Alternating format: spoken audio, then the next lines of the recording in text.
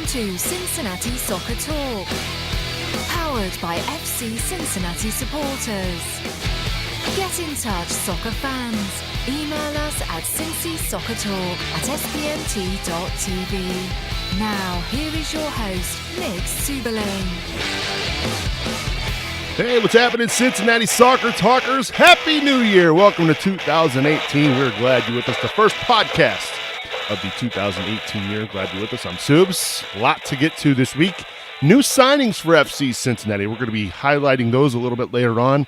And, of course, we're going to be joined by new FC Cincinnati goalkeeper Mark Village and get his thoughts on joining the Orange and Blue and life so far here in the Queen City. If you want to get in touch with us tonight, you absolutely can. Get in touch with us on Twitter at Cincy Soccer Talk.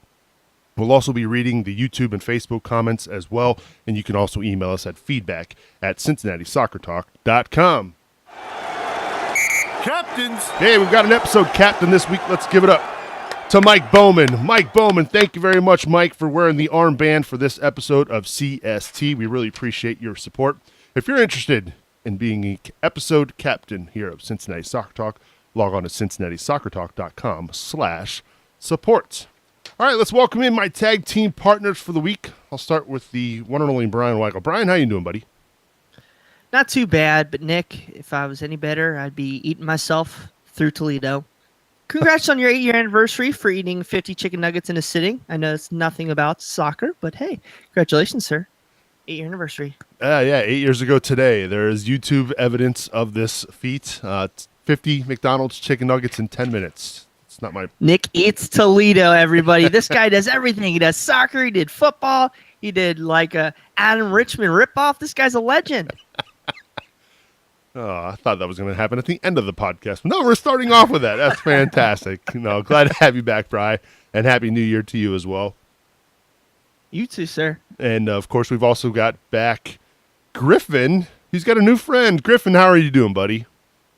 Hey, Subs. Glad to be back. Promise no fire alarms this time. No fire alarms. Oh, that's. I guess we can kind of explain that, right? I guess we kind of did last week. Inside joke day. Yeah, that was funny. That was a memory of 2017. Why don't you introduce that friend you've got over there that behind your right shoulder?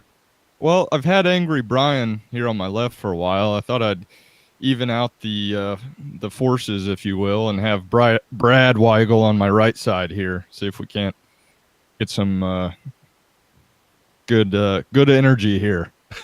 Better make sure your wife doesn't see those. She might get jealous. Oh, I know. I don't let her down here in the man cave.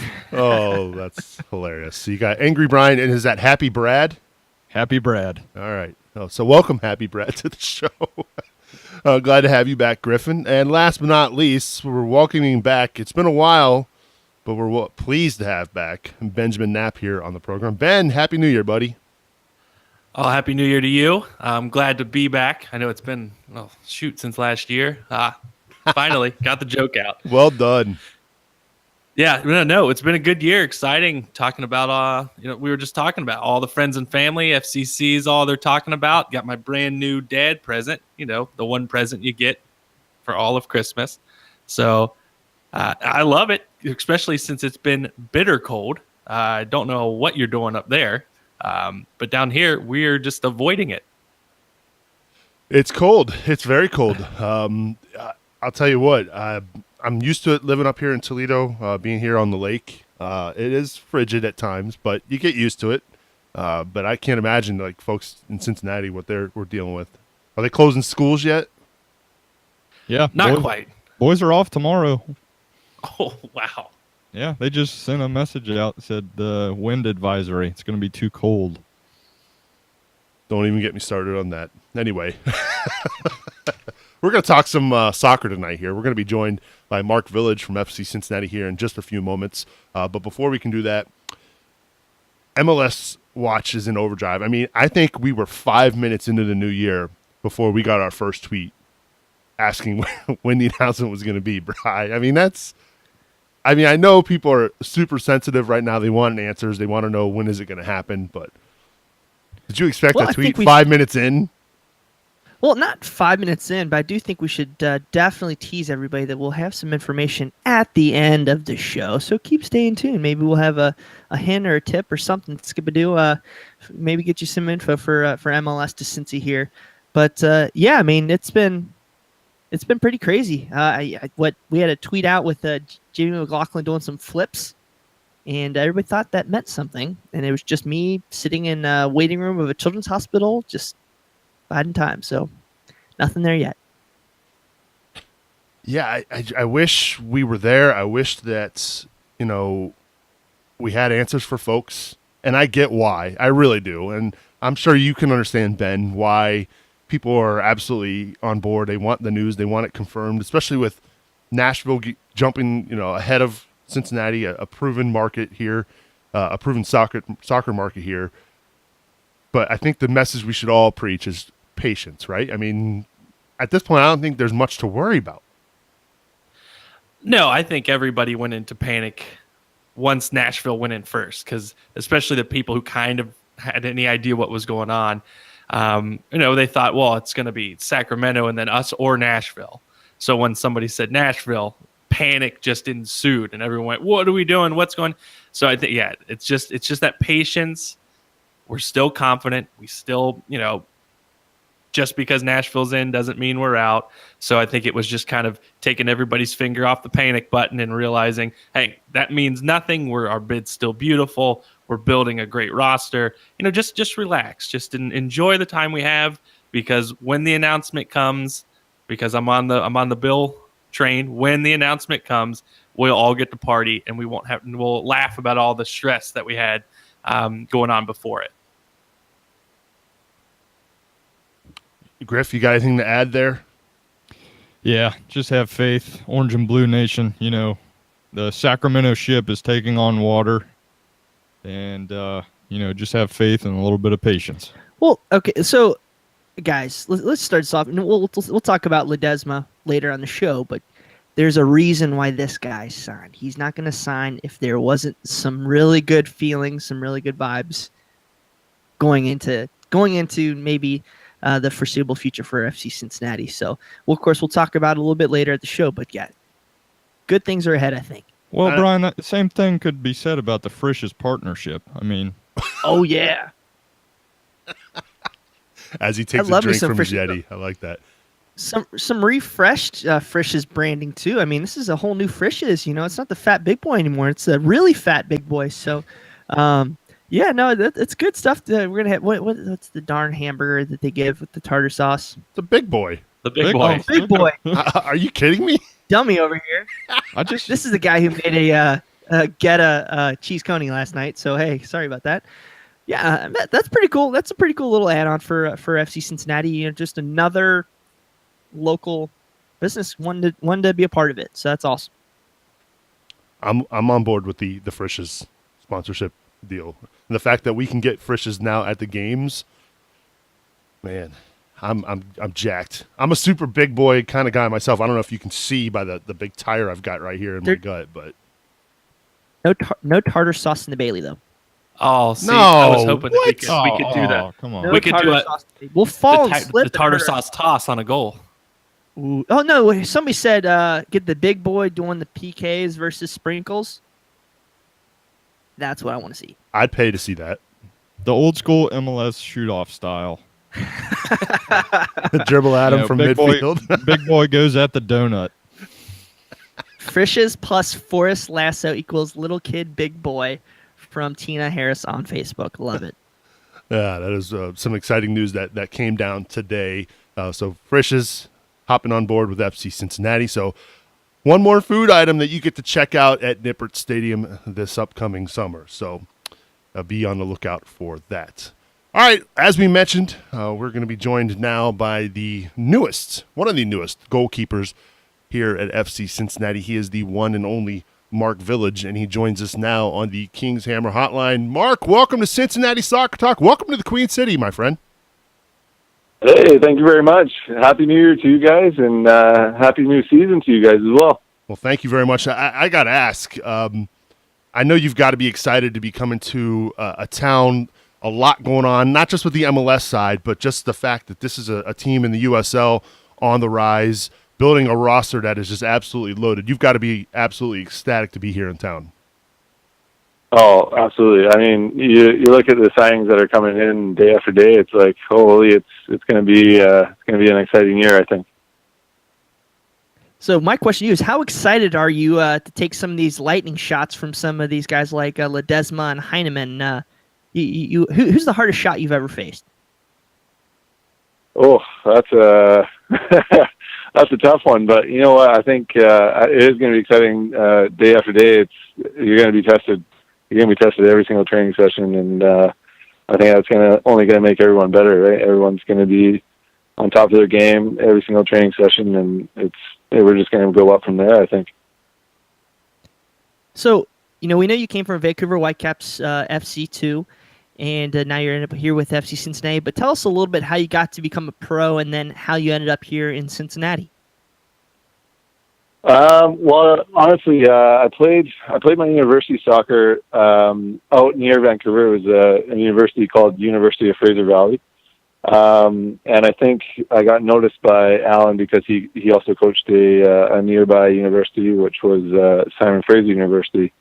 Simon Fraser University was in the NCAA Division II, and I was in what was called the CIS, Canadian Inter-University Sport, I think it was called. But we played some preseason games against Alan's team, and I think that's where he first saw me. And then when Whitecaps 2 was first came to be, I think it was 2015, I got a phone call from Alan, and Alan invited me out for a trial, and I did well in the trial, and they picked me up for the team, and I was on the team from 2015 to this last year, 2017.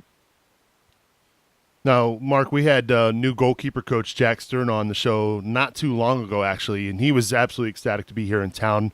How much have you had a chance to talk with him, and how excited are you going to be learning under his tutelage? Yeah, that's one thing I'm one of the most excited about is working with Jack. I mean, he's got a load of experience, EPL and then in the MLS with Montreal. And yeah, I'm extremely excited to work with him. I think he brings a lot to the team and a lot to the goalkeepers. And Spencer, Richie, and I were talking about it, and he's also excited as well. Hey, Mark, we've seen some of the fans call FCC the Orange Caps due to the amount of players coming in that have appearances with the Whitecaps organization. Do you yourself have any stories about Seymour, Vitt, or Richie? I don't want to pull any stories out quite yet, but I'll say this: I am excited to have some familiar faces on the team. I think Alan knows what he wants, and I'm just excited that I'm one of the players that he wants on the team. And I think with the Whitecaps, we did have a really good culture, and I think bringing a few of those guys into an already good culture will just bring the team upwards.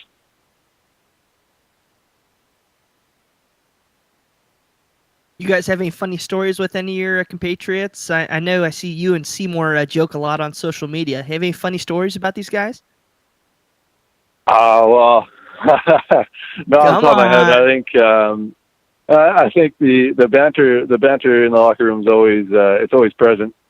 But and I guess on social media as well, it's a little bit present between Seymour and I. But yeah, I think, like I said, I think we're gonna have some fun this year, and yeah, it'll be good to meet some new guys and hopefully continue the banter in the locker room as well. So, coming into a new team that pretty much has a completely rebuilt goalkeeping staff and back line, are you finding that it's going to be easy? You're getting along with the guys, the center back core and the goalkeeping core. Do you think it's going to be an easy transition to getting you guys all on the same page, or is that going to be tough? Kind of rebuilding from this ground up.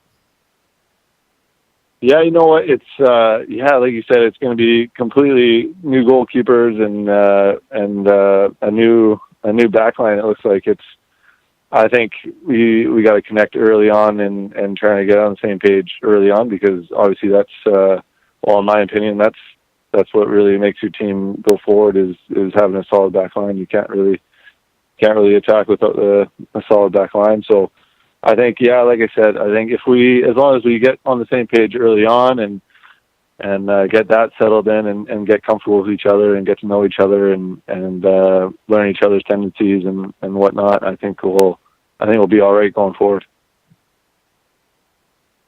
So, Mark, being a follower of FCC from the beginning, this has been quite the story to be a part of this as a supporter. But playing in Vancouver, did you follow Cincinnati? Any other U.S. Open Cup or any of those stories? You have any opinion from Vancouver? You know what? It's hard not to follow them. I guess you guys, the U.S. Cup run last year was something that was just ringing around all of North America. I think you guys, the club has just grown so much in so short a time. It's hard not to follow. So yeah, and especially when Sam DeWitt got traded from us to you guys last year, I started following a little bit more and seeing what you guys were all about, and it was exciting. And when Alan gave me a call and gave me an opportunity to come here this year, it was hard to pass up just because of how exciting last year was, and I'm hoping that we can make this year even more exciting as well.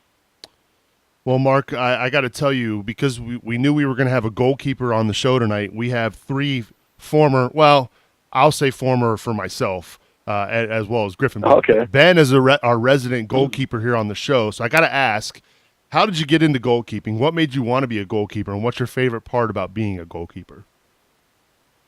You know what? I'll start off with how I began goalkeeper. It was in a tournament back in Vancouver that it was like kind of an indoor tournament, and my team didn't really have a goalkeeper, and my dad was my coach at the time actually, and he tossed me in net, and I guess I played really well, and I really enjoyed it. And I think it was to his dismay because he always liked me as a striker as well. But I always just stuck with the goalkeeper position, and I just love. Honestly, I have a big passion for the position. And I love having the ball in my hands. I love having the ball at my feet, and I love barking orders at the guys in front of me. And I think it just suits me very, very well. Yeah, and you said so you played up top. I mean, are you noticing that playing in the field earlier on is coming in more to play? I mean, it seems that transition from the just shot stopper, commander of the backline goalkeeper doesn't cut it anymore. You have to be good, not only making saves and directing that back line, but you have to be just as good as a field player with your feet. We can all thank Manuel Neuer for that. Absolutely. Are you finding that it's that is kind of focused more in the game, or are you noticing that's just kind of something that we're perceiving that way? Well, I read. I think I read a stat about a year ago. I think goalkeepers use their feet, I think 66% of the time, like 2/3 of the time, more than they use their hands. So I think these days it is more in the game. Goalkeepers using their feet and playing out of the back more and trying to keep possession for the team. And obviously shot stopping on top of that. So there's just an extra load on for goalkeepers to kind of focus on for the position. And for myself, I've always loved having the ball at my feet. Like ever since I was growing up, I used to kick a ball at in my house to my mom's dismay as well. She allowed it, but I've always had a ball at my feet, always kicking balls everywhere, and so I'm pretty comfortable with the ball at my feet, and so I feel like I've gone into the, I guess, modern goalkeeper age. Ben mentioned Manuel Neuer, and when we had Jack on a few weeks ago, I asked him, who's the best goalkeeper in the world right now? If you're starting a team, if you had to pick one goalkeeper in world soccer, who are you taking? That is a tough one. I've always been, although he's a Manchester United player, I've always been an admirer of David De Gea. He's done so well for that club. I'm a Liverpool supporter myself, and I think we got to find a new goalkeeper at our club. But yeah, David De Gea, I think he's done very, very well. I'll say this as well. My all-time favorite goalkeeper was Peter Schmeichel. My mom's from Denmark, so I always supported Denmark, and he was there, and he was even at Manchester United as well. That's right, two United legends you just mentioned. Yeah, I know. Yeah, exactly. I know. Although I'm a Liverpool supporter, but you were doing really well, Mark, until you mentioned the Liverpool thing. I don't know if I've got the big Man U flag behind me. I know Ben's also a fan as well. You just made our very own Josef Sagai very happy, though, the fact that you mentioned you're a Liverpool supporter. Oh, well, at least we got one. We're all right. So, Mark, we had seen a little bit that you'd been involved with the academy, the residency program up at Vancouver. Have you done much coaching in your career? Do you want to continue doing coaching at some point? Yeah, you know what? As one of the cool things so I played for the Whitecaps too for 3 years, and obviously when you're in the club, you got your first team, you got the second team, and then you got your residency, which is the youth. So you're kind of in and around the club all the time, and at the end of my tenure at Whitecaps, they offered me a job to coach the residency goalkeepers at the U14 and U15 level under a guy named Reagan Hall, who's the head goalkeeper coach at Whitecaps residency. And it was a huge honor to get that job because obviously those jobs don't come too easy, and it was nice that they respected my insight to goalkeepers, and yeah, I do see myself coaching in some capacity throughout my life. I think the sport's given me so much that you got to give some back and help others follow their dreams as well. Real quick follow-up to that. As you know, keepers, you're kind of your own clique, I guess, in the team. You work a lot with each other. How do you and Spencer Ritchie kind of work together? How do you guys push each other to become better players, especially this year being kind of, the whole goalkeeping core is going to be brand new? Yeah, I think Spencer Ritchie and I will bring a lot. I think we've worked with each other for 3 years. Obviously, he's moved on to MLS, but he spent quite a bit in the USL the last year as well. But we are a very good partnership. He's a very intense competitor, and as am I, and we'll always push each other. We always have a positive outlook on our training sessions. But obviously, we're competing for the same spot, and we have a mutual respect between if one guy gets a start, you support him all the way, and I think that's one thing Spencer Ritchie and I have is a good relationship. So hoping to continue that this year, and with Jack, and I'm sure they'll bring in another one as well, another goalkeeper. But yeah, I think it will be a good setup for the goalkeepers this year.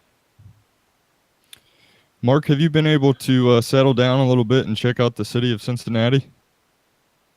Yeah, you know what? My wife and I we came here on December 30th, and we spent New Year's here, and we've spent the last few days exploring the city, and it's a fantastic city. Although it's very cold, I didn't expect it to be this cold, but I've heard it's not normal, so I'm okay with that. But yeah, we checked out a few really cool places. We went to Mount Adams today and checked that out, and very, very cool place.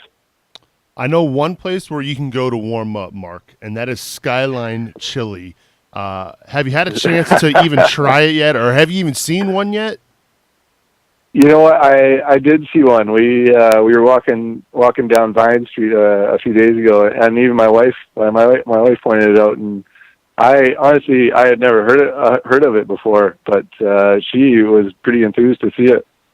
We unfortunately didn't go in because it is preseason for me, and it didn't look like the most healthiest food to eat before preseason. That is where you're wrong, Mark. It's the most healthy thing you could possibly. No, I'm totally kidding. You might want to wait till the off season of 2018 next year. All right, Nugget champ. Sounds good. Well, Mark, we really appreciate you spending some time with us here on Cincinnati Soccer Talk. We wish you nothing but the best of luck here this upcoming season, and with training camp coming up here in a few weeks, and hopefully we'll speak with you again real soon. Sounds perfect. I appreciate you guys having me on, and looking forward to your upcoming episodes throughout the year. Thanks, Mark. Appreciate it. And safe travels, man. Thank you very much. That's Mark Village joining us here on Cincinnati Soccer Talk on the Kings Hammer Hotline. We appreciate him spending some time with us. Good stuff there from Mark, right, guys? Yeah, good stuff. Yeah, I like that there's a big goalkeeper focus going on the past couple shows. It's a good swing. I like the direction. I think he's got a lot of great insights. I think when he was talking about coaching in the future, the guy knows what he's talking about. So I think after his playing career is over, this guy should have a great coaching career. You know what they say about Canadian soccer players? They must be really bad at hockey. I have never heard that, Brian. No, you're ridiculous. Come on now. I've never heard it either. I'm not going to lie. You're almost there, Subs. Not almost. I am. I can, see it. No, it's exciting to have him, and it is kind of cool that he has been a part of a squad with Spencer Ritchie. I mean, let's not hide things here. I mean, I think we all think that Spencer's going to come in and most likely start for this club, but Mark's been around the block. He's been a part of great training squads with Vancouver. He's been a part of the MLS setup. So it's great to have a quality veteran like that. And I think he's going to bring a lot to the team with the mentality. And some guys that might sit on the bench might get all Debbie Downer. I think he sounds like a great professional to have at the club, and definitely a high character guy. Yeah, it's good to have that competitive spirit, but also he's supporting those around him too. So it's good to have players come into town. Did we lose Griff? The Koch note sounds like there he's back. That was like a hard freeze on Griff, right mid sentence. Something we always get sometimes here on this podcast. I don't know why that happens, but it did. But it was good insight, Griff. You did really good there. I'm not going to repeat it. Okay then. All right, moving on. This is the spot in the show, and it's the first week of the month, which means we take a few brief moments to thank all of our tremendous, awesome supporters here at Cincinnati Soccer Talk. We're going to first start with Matt Adamczyk, Tim Bronsel, Jesse Gill, Pat Subling, Mama Subs, who's actually in the CST studio tonight. Well, not here in the studio. She's upstairs, but she's here, probably watching on her phone. So, hi, Mom. Brian Malone, Jamie Smed, Mike Hudson, Jonas Tom, Jack Emery, and Mike Bowman, of course, who's tonight's episode captain. Got to give it up to them for their support. Also, John Davidson, Patrick Lonnie, Arthur Oliva, Dave Tangler, Brian Griffin, who's here on the show tonight, Alex Yursky, Mike Berryman, Reese Johnson, Alex Pennington, Chris DeMeo, Claire Hughes, who's watching tonight on YouTube. Hi, Claire. Carl Feit, Scott Griffith, Josh Lease, Kevin Johnston, Harry Austin, Derek Smed, Greg Harrell, Jack Doyle, Walker Tice, Doug Ross, Tom Grabo, the Cincy superfan, Christina Haithcote, Christopher Howard, Matt Imholt, Beverly Sparger, Teresa Everidge, Sarah Spriggs, Paul Hetker, Michael Winland, Mattis Brumbach, Courtney Rice, Scott Party, Joseph Collier, Richard Rolson, and Christina Sharma. Thank you so much, everybody, for your support of Cincinnati Soccer Talk. We really do appreciate you contributing each and every month. If you're interested in having your name read here on this podcast, you can do that by going to CincinnatiSoccerTalk.com/support. Now then, gentlemen, there was some big-time news today. So big that I think Brian Weigel had to take the day off of work to do something with his pants, because I think he was that excited. Brian Ledesma, Emmanuel Ledesma, here in the Queen City. What a signing. Yeah, I mean, this literally turned heads. I mean, people writing in NASL circles, pretty much, everybody but ESPN, because you know how they treat soccer. But yeah, it was a great signing. I mean, this is literally one of the top two players in NASL this past season, and he only played 19 regular season games last year. Ended up with 10 goals, which was good enough for fourth in the league, 6 assists, third in the league, and he's a game changer. I think we all felt very good about the the roster going into the year so far, knowing there's probably a couple moves coming in, but you add a guy like Ledesma, who's been around the block, been in Italy, in England. I think he's in Greece recently. He's just going to be a difference maker. I mean, he's going to be probably the most technical player on the roster for FC Cincinnati, if not the most technical player in all of USL. I mean, he's just that quality of a player. And I mean, it's a true coup by Alan Koch and Jeff Birding to get this guy to come to FC Cincinnati. And it is, I said earlier on the show, it makes you think that something must be going on behind the scenes with maybe Major League Soccer for this quality of player to come to an FC Cincinnati, because he honestly deserves to be in MLS, if not a higher quality league in the country. So it's very exciting for FC Cincinnati. Saw some highlights of him playing for Middlesbrough in the Just English dirty. Championship. Some of the shots and some of the goals he was scoring on that highlight video. Oh man, that's one of the, and I think we talked about it amongst the CST staff today. One of the things that I think aggravated fans the most, a lot in 2017 was how many chances were not taken outside of the box. We never had a guy who could hit from long range. Ledesma has shown the ability to hit from long range, and not only that, he makes the keeper make saves, potential bobbling the ball in the box where other forwards like Tommy Heineman, maybe even a Danny Koenig can pounce on those balls, loose balls in the box, and put the ball in the back of the net. When you see these highlight reel shots today, Ben, you had to be absolutely salivating. Oh yeah, the second we saw that he was coming, we just started pulling up film, and actually there's a little bit on there that people don't think about, and this guy is so smart as a soccer player. They did an interview and they were talking about he from outside the 18 looks up, keeper's off his line, he just chips it right over him and scores. And he actually says, hey, we found out the keeper comes off his line, so I looked up, was anticipating him being there so I could just chip it over it. So I mean, this is a guy that backlines have to be terrified of, because if you give him space, he'll take the shot. If you close him tight, we have all these weapons to give it away to. So yeah, this is a scary signing for the USL, and again, it's a massive signing for FC Cincinnati, and I think it's again total game changer. Well, okay, so Nick and Ben, real quick, the hallmark of USL is physical play, tight, contained defenses. This is a guy who's going to have that technical ability to break down those defenses in those tight spaces, make plays, especially if we can sign a Nazmi Abadawi. I mean, this is a huge game changer just in terms of how a roster is built within USL. So it's going to be huge. I was going to say to leave it to the goalkeeper and Ben Knapp to talk about getting chipped. We never want that, right, Ben? Oh no, absolutely not. Andy's left-footed, which I just think left-footers, they have a prettier shot too. Oh, Griff, you had to be absolutely stoked when you saw the news today.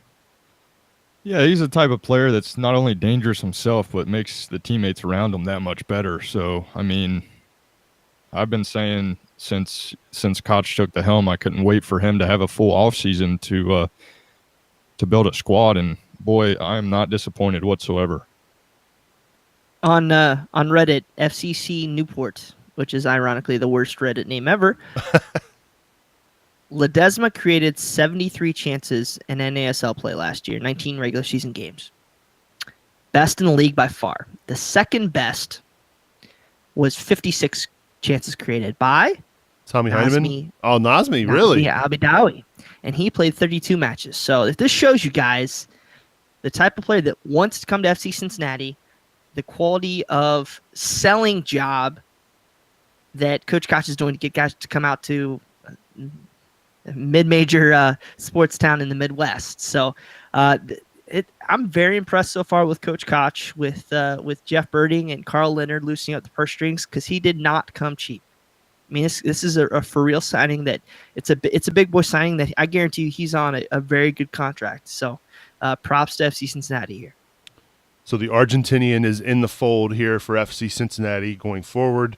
I did see this tweet today, somebody asking us, Bri, if FC Cincinnati continues to plan on buying every one of the NASL Best 11 from last year. There's too many international players on that list, so no.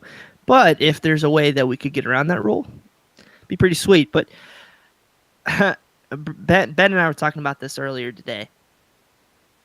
There's not enough soccer balls for this team to go around. I mean, there's so much talent on this roster that we're going to be forced to put some guys on the bench that aren't used to it. So it's going to be a job for Coach Koch to manage this roster. But I mean, it's extremely talented. I mean, I know we said that last year, but every position right now, every requirement, the wings, the fullbacks, the 10, the D mids and Gibson. I mean, there's a person for every role on this team, which is really just not normal for this league. So it's kind of exciting. I feel like we're almost like the New York Yankees or something, a favored team going in, and that's just not something that this city's used to. So if you haven't got your tickets yet, man, buy them right now. It's going to be an exciting year. Well, we know you're not going to be spending your money on the Bengals this next year, so whatever money you were going to be spending on the Bengals, 513-377-KICK, that's the number to get your season tickets. Although most of the people listening to the show typically are season ticket holders or have bought tickets to FC Cincinnati matches. So that's the one signing today, and that was a big one that we got today at 2 o'clock from the club. That's a huge deal. Coming from the Cosmos, who, look, the Cosmos have been the team in NASL the last 5 or 6 years since they kind of, were rebranded or reborn here in NASL until the Deltas came along, and then Miami FC recently as well had a good fall term. So this is a really, really good signing you should be excited about. Another exciting signing that the team made or announced recently since we last were with you was Emery Welshman from Puerto Rico FC. Bri, fill us in. What do we need to know about Emery Welshman? Although he might have the coolest name on the team.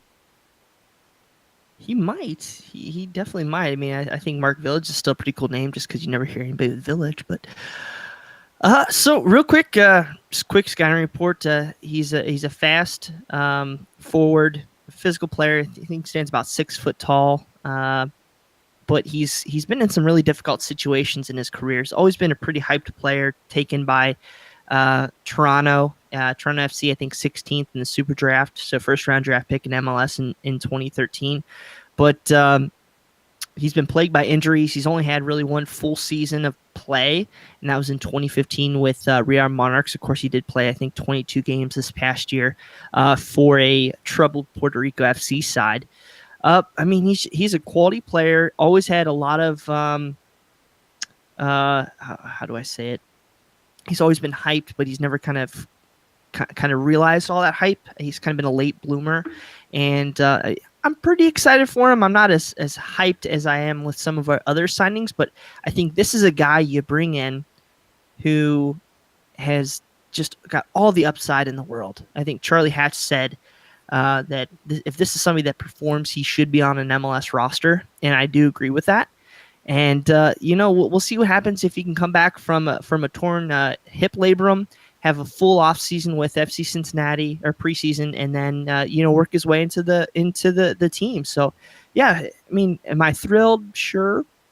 But I mean, this is if he plays to his potential, Jamie McLaughlin, I think, at least on the wing, or maybe even Heineman up top, has to worry about some playing time. I was just going to ask, too, about Welshman. Is he a guy that – would he start on any other USL team? Ooh, I would say – could he start for Louisville? Louisville didn't play the system that he would be good in, I don't think. But I mean, he could maybe start up top. I just think with this roster, it's so we have so many quality players, so many known commodities that – This is a type of player you can bring in and have him kind of work his way in. He doesn't have to come in and be a starter right away. If he was our top first guy up top, I'd be really worried. But if we give him some chances, I think he could be somebody that maybe pulls a first team USL honor if he can really get his act together. I mean, it's tough to gauge him because he didn't have a 2016 season.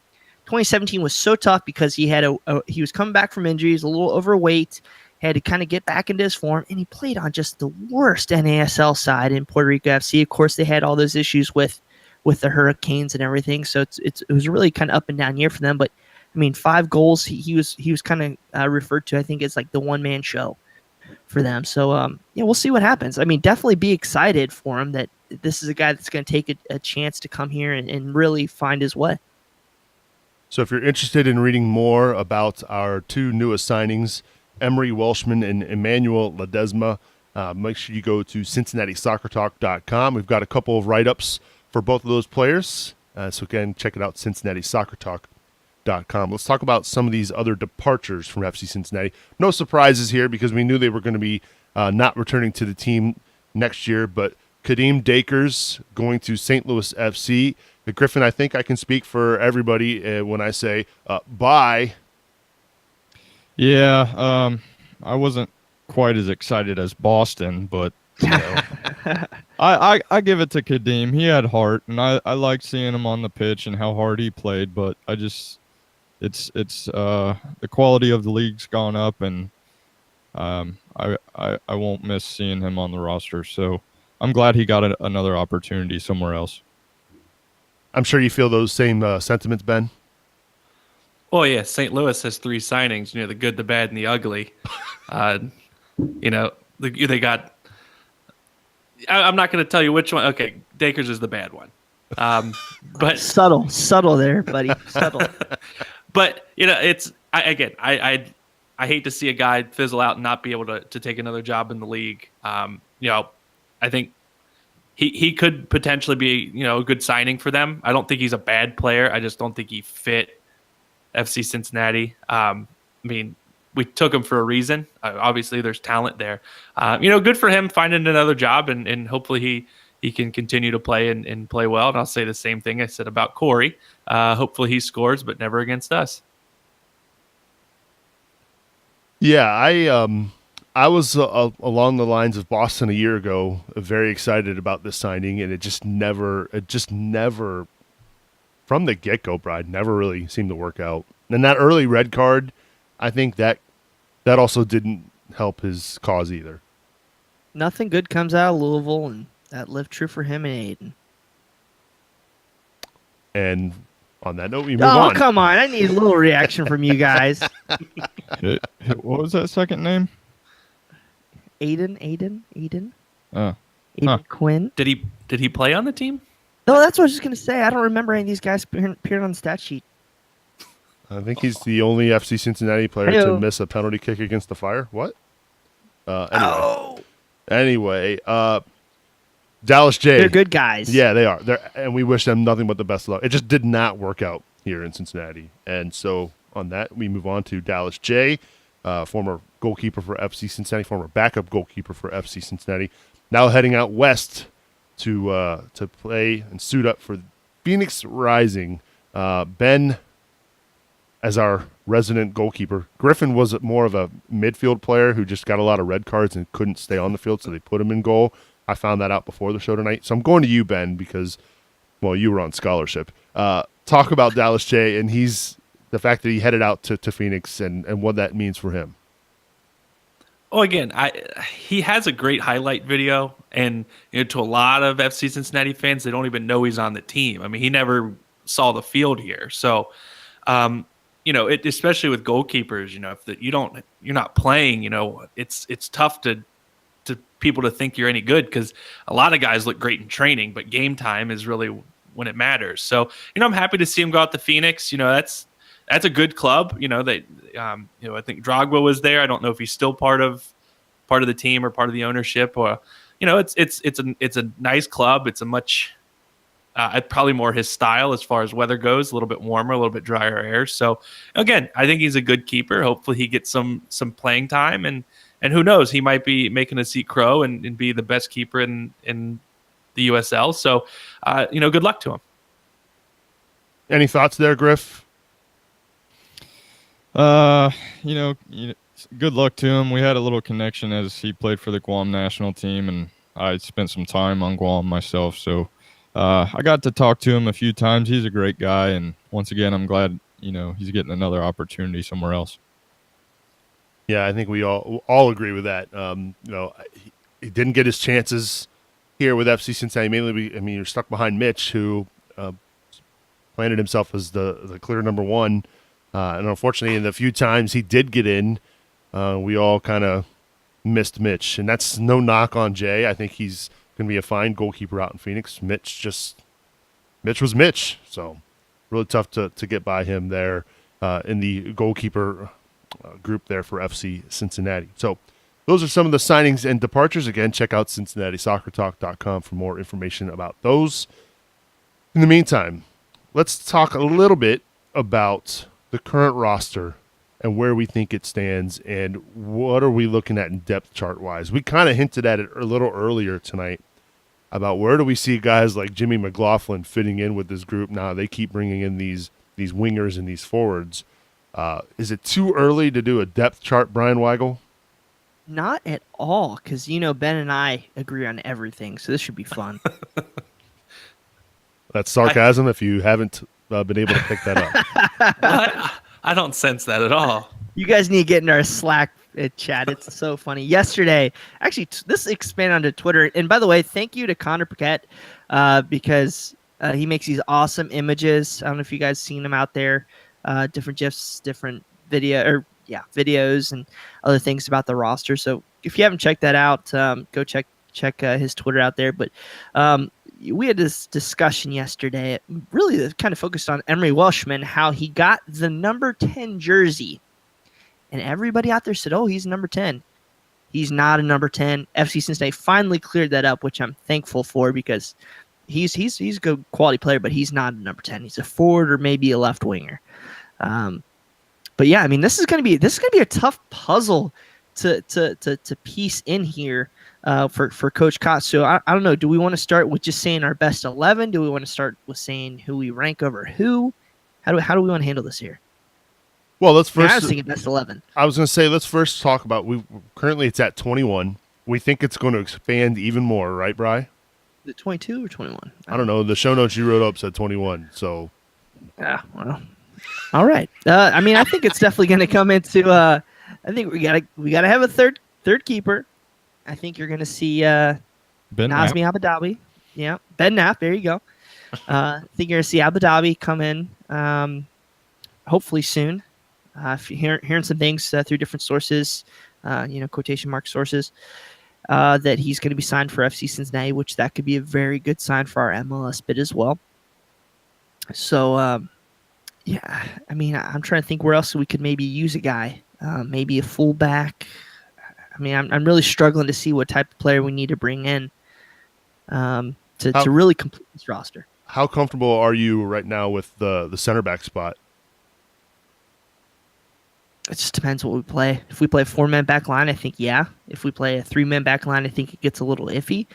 But the fact that you can bring in a Hoyt in a last pinch effort to be a center back, you still got Halfhill and DeVet, so you got 5 center backs, maybe with a rotating Hoyt or even a rotating Boehner.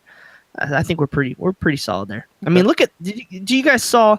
And I don't know if you guys seen this on social media, the reaction that Dekel Kynan got from his club in his last match out there in Israel is just a show of the kind of guy he is and the quality. I mean, people don't do that for crappy players.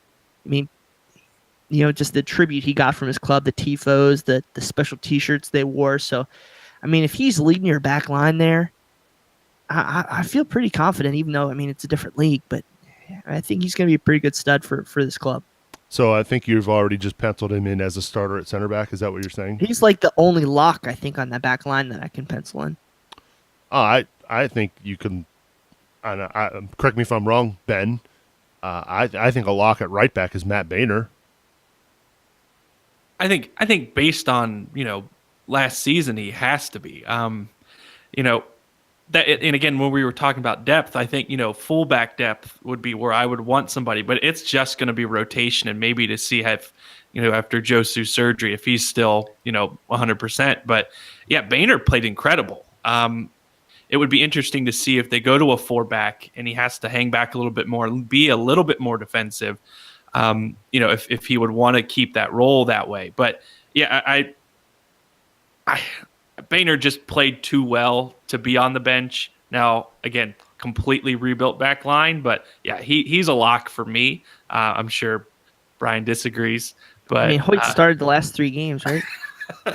Yeah, but wasn't Boehner hurt? So was Tyler Pollock. So Yeah, Pollock had an injury too. inside joke again. Well, and I agree with Ben. I thought Boehner had a really good year last year. Yeah. I mean, even that game against Chicago, I think he was kind of an unsung hero on that back line. I mean, Oh, jeez. I mean, he played lights out and saved a goal in that game. So I think, and he's versatile. I like Boehner as a player. I don't know if you could play him at center back. I don't know if he is that kind of player, but I'm sure if you told him he had to, he'd learn how to do it. I think one of the real. Go ahead, Brian. Oh, all right. I was just going to say, one of the things that I particularly enjoyed about watching Boehner play was his ability to get forward and get involved in the offense. Whereas I don't know if we saw that a whole lot on the left side. I thought we saw that more frequently on the right side. Yeah, when you have somebody that can cover for him, getting forward, I think that's something we might have lacked a little bit last year. So you kind of had Hoyts to him a little bit, but I think we'd like to see Banner. He's a Cincinnati guy.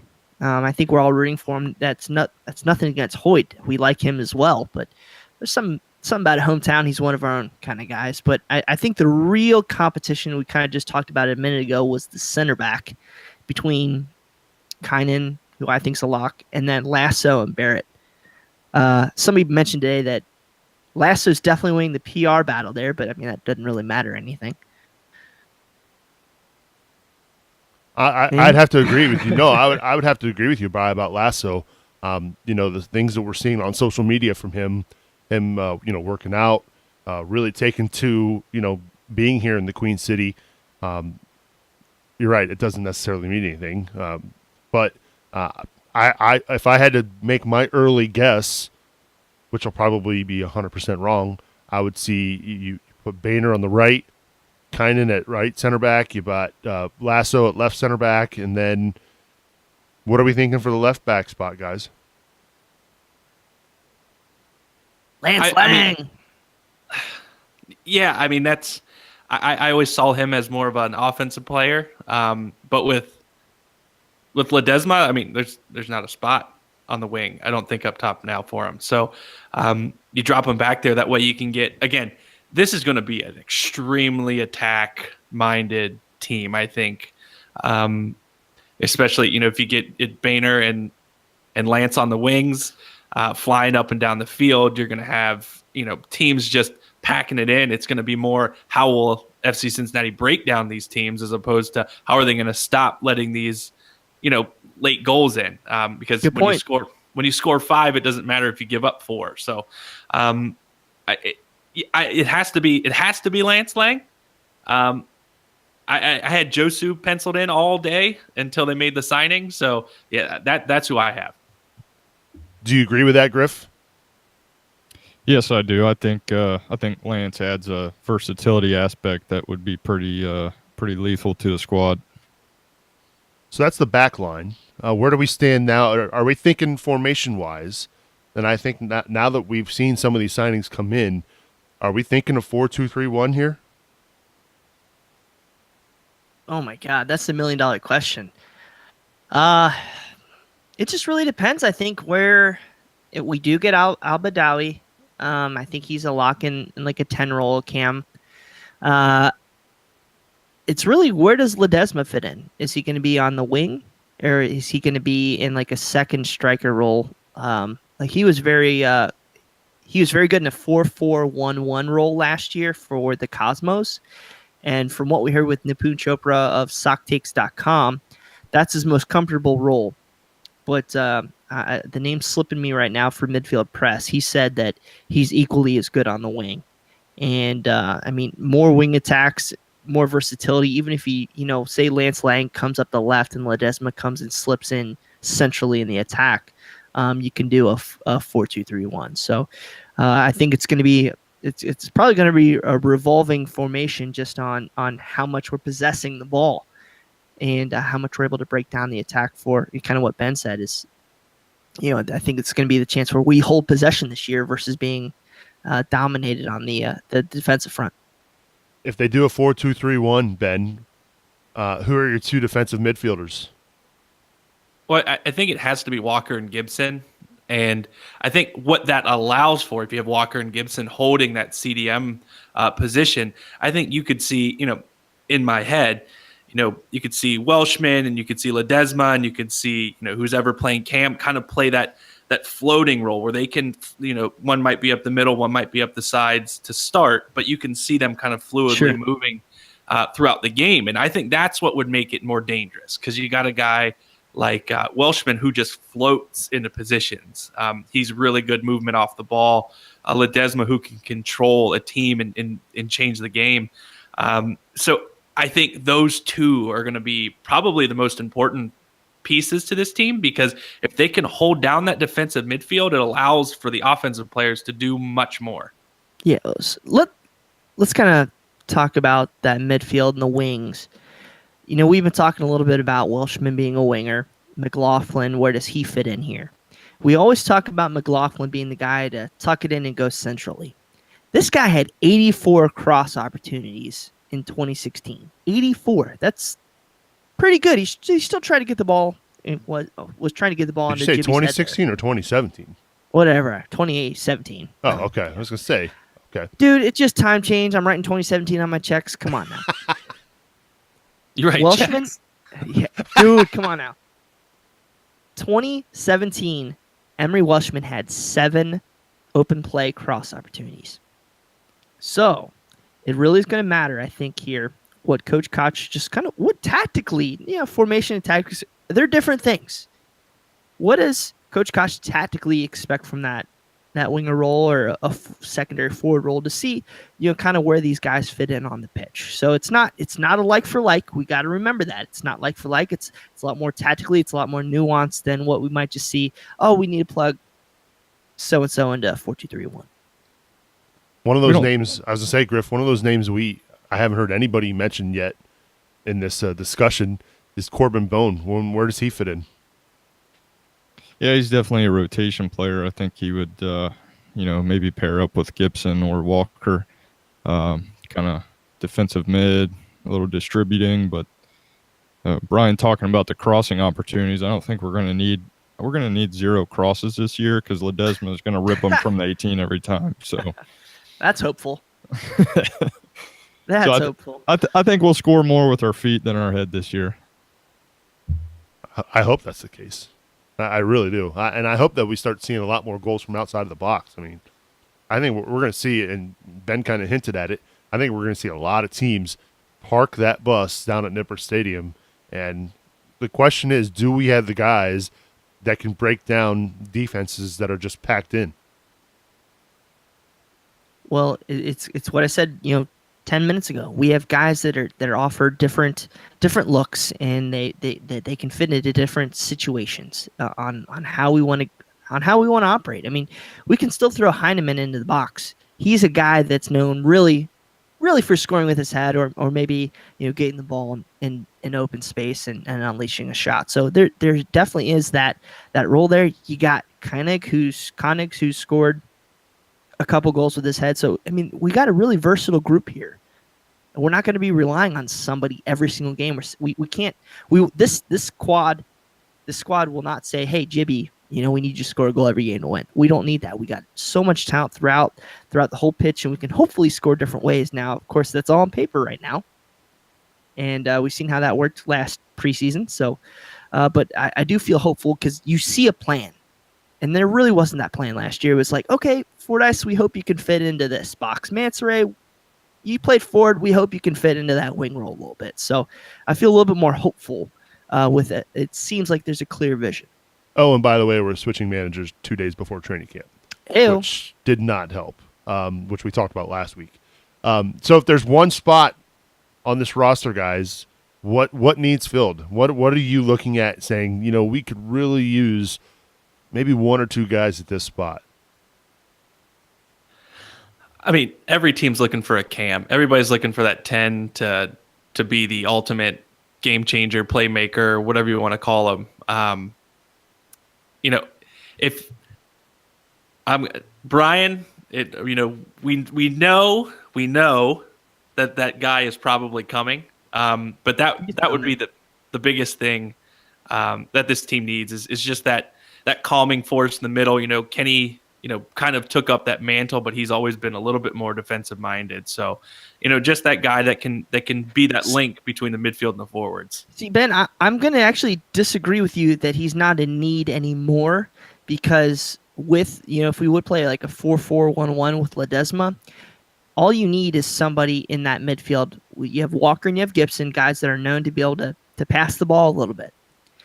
And if we get an Abu Dhabi, who we were just talking about, that the name's going to be horrible for me, by the way. All of us. Yeah, it's icing on the cake. I think that, we built the roster where we don't need him, but if we do have him, we're going to be incredible. They're so tough to beat because we're going to possess the hell out of the ball.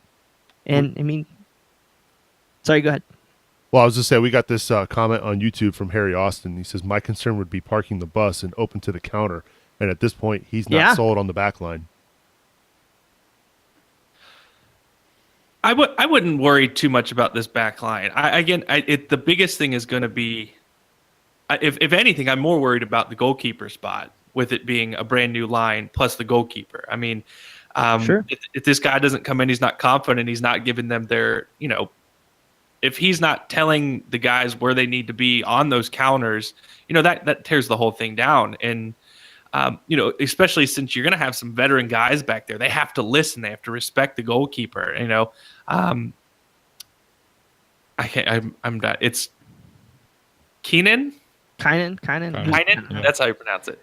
So Kynan could just, if you get a guy in there like Richie, who's a younger guy as far as goalkeepers are concerned, and Kynan shrugs him off and says, I know more than you do, that could cause some friction. So that's there's always those fears with the back line. But if when you look at it, I'm thinking, what's that icing on the cake that's really going to make the difference? And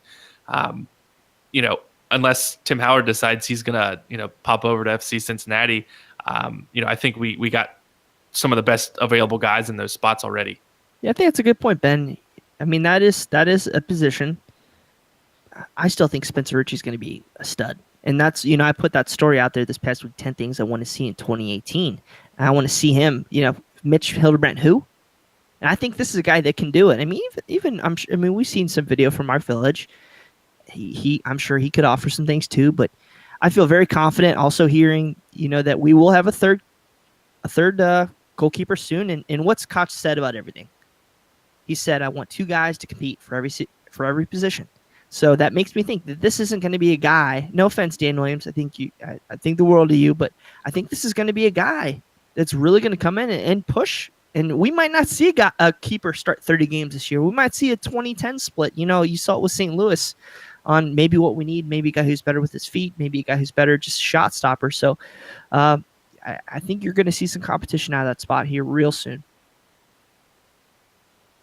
It's going to be interesting. Stay tuned. CincinnatiSoccerTalk.com. I know we've had the Abu Dhabi signing for a few weeks, it feels like. We're hoping that becomes official here very soon. As Brian said earlier, quotes, sources. We think that's going to be done here very, very soon. So be on the lookout for that. And of course, we know at some point there's going to have to be a third keeper brought in. So stay tuned for that as well. We mentioned or promised a little bit earlier in the show, Bri, about a rumor. Do you want to go there? All right, guys, and we did say something like this in our show, or not our show, in our story this past Tuesday. Let's be on the lookout, guys. It's real close, very, very close. So I think I feel confident sticking my neck out there a little bit here that we'll be hearing something very soon. You've seen Kartik Krishnaiyer allude that it could also be coming very close. It's a guy who's very knowledgeable in the soccer world. I think you're seeing a lot of things come to fruition here that hopefully you'll see an announcement, hopefully for FC Cincinnati, if not just an MLS announcement soon, but I think you'll see something for FC Cincinnati, hopefully here by the next, let's say, 6 or 7 days. Might be a little risky saying that, but I think something's coming very, very soon, guys. So stay tuned to Cincinnati Soccer Talk. Stay tuned to social media, and hopefully we'll see something. So, in other words, you're making Bill Wolf look like a genius. Yeah, Bill Wolf. What'd you say? What'd he say? The 10th? He said January 10th. if I was a betting man, I think I'd bet on that date, but we'll see what happens. Yeah, there's a lot of moving pieces out there. Is what let's think about this though. This past week, or today, really, you had the MLS schedule release. Maybe they're expecting some news with the U.S. Soccer Federation. So I think there's a lot of things out there. It's a tough media week for them to announce an expansion club. So as we get into week 2 of January, I would expect to see something more so because preseason starts in what, a week and a half, and MLS clubs, USL clubs need to know what their future holds, and I guarantee you there's some player signings out there that are hinging on this news. So be on the lookout. So stay tuned, as we like to say here on the podcast. Patrick McMickle, who is watching on YouTube, says, I hope it's soon or next week. His birthday is on the 9th. That would be a damn good birthday present. Happy early birthday, Patrick. Yeah. On that note, I believe it's time we begin to wrap things up here on episode 98. 98 of these bad boys. Can't believe it. As we begin to wrap things up, we'll get the final thoughts from Griffin. Of course, the final thoughts from Happy Brad and Angry Brian. Griff, what do you got for us? Oh, glad to be back, Subs. Thanks again for having me. I just want to give a shout out to the new chapter of the Pride for anybody that may live in the northern suburbs of Cincinnati or perhaps doesn't go downtown very often. Check out thepridecincy.com. There's a new chapter called the Pride Norden, and we're setting up shop at BC's Bottle Lodge in Montgomery, and we expect it to be a very good time if you guys want to come out for an away match. Where can they find more information about that? Is it thepridecincy.com? Thepridecincy.com, or hit me up on social media. We can chat there too. So thepridecincy.com, and it's the Pride Norden for anybody that's interested. Very cool. Looking forward to that, Griffin. Appreciate you being back with us. Thank you, sir. Let's go over now to the one and only Ben Knapp. Your final thoughts here on episode 98? Well, it's always fun to be back on, but and the biggest thing is, we're going to reiterate the staying calm, being cool. They'll come calling. We're going to be in the limelight, and the biggest thing I'm having a problem with is with all these huge signings that I made a very bold prediction about Haber, who has seemingly disappeared. I don't remember what the bet was to Brian, but I feel like I might be losing that bet. 7 goals? Something like that. Or 9 7 goals. I think I might have given you. Yeah, I think I said 9 goals, 6 assists. So Okay. He's going to be fighting for some playing time. Yeah, he will. But hopefully, Haber, if you're out there, please score a ton of goals. Can you score a goal for us? Good Hey, stuff, man, Ben. I think I have him second on my... Actually, no, I have him first. Honestly, I have him first on my right wing depth chart right now. That's a shocker, though. We can only hope that that's true. Good stuff, Ben. As always, appreciate you being on the show, buddy. Yeah, thanks, Subs. And last but not least, we go over now to the one and only Brian Weigel. Final thoughts, Brian? My opinions don't matter because Alan Koch is the only person that matters here. So Haber could be fifth. So we never know here. Guys, if you're out and about, please check out the Cincinnati Swerve. They're a professional or semi-pro, whatever the term is, indoor soccer team. I think they play at Game Time. Is that right? Yes. Okay, thank you. Based out in Fairfield. So go check them out if you guys have a chance. I think they might have some things to come. Check out Cincinnati Soccer Talk. They'll be coming. I think there'll be news coming out tomorrow, Friday, for FC Cincinnati, hopefully. So stay tuned to Cincinnati Soccer Talk. And yeah, guys, we appreciate all your follows. You guys been really great with all our reviews. So just please keep checking it out. I mean, we do this as a labor of love. So thank you all for tuning in. Good stuff, Brian. As always, appreciate you being with us here this week. And looking forward to what we hope will be a big next week. Yeah, man, my son just fell asleep early. So it's a plus for me. It means I can do stuff. Good stuff. My final thoughts, I've got a couple of them. First and foremost, got to give a big shout out and congrats to Paul Nicholson. We kind of mentioned it last week that he got the new gig there with the Cincinnati Dutch Lions, but then we saw today held his first preseason, I guess it was a tryout today for the Dutch Lions. So I'm sure Paul was geeked and amped for that. So congrats to the Dutch Lions for that. And I don't know if we've actually formally announced it here on the show, but we're going to be going to Florida for preseason training camp, and I am absolutely stoked for this. It's going to be me. It's going to be Bill Wolf, the Wolfman, and this guy, Griffin. He's going to be joining me down in Florida for our preseason coverage. That's going to be awesome. I can't wait. We're going to be there for I'm going to be there for a good portion of the camp. I'm only going to be there for 1 week. Bill's going to be there for the whole thing. That guy is a trooper, I tell you what. And Griff is he's kind of doing like a half FC Cincinnati training camp / half like anniversary with the wife kind of deal. And so I know you're excited about that, Griff.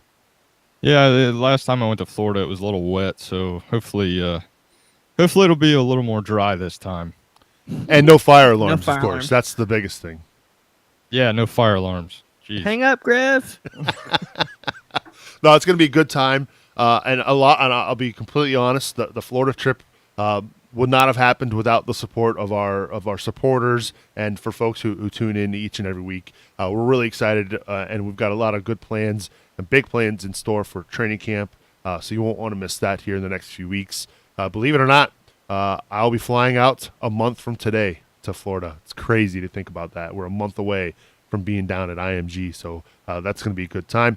And of course, what we hope will be a big week next week. We hope. We don't know anything. We're in the dark. We hope that there's going to be an announcement next week. We'll keep our fingers crossed, but we've got some good stuff in store for that as well. I'm going to be making the trip down to the announcement, whenever the heck it is, if there is one. I'll be making the trip down. We've got big plans here in store for the website, articles, videos, interviews, you name it. We're going to do it up big, like we always do here at CincinnatiSoccerTalk.com. My thanks to Mike Bowman, who wore the armband for tonight's episode of Cincinnati Soccer Talk. Thank you, Mike, for support. Make sure you go rate and review the show here on iTunes, CincinnatiSoccerTalk.com/iTunes. And that is going to do it for episode 98. For Ben Knapp, Griffin, Happy Brad, and Brian Weigel, I'm Subs reminding you to watch your tackles, and we will see you all next week.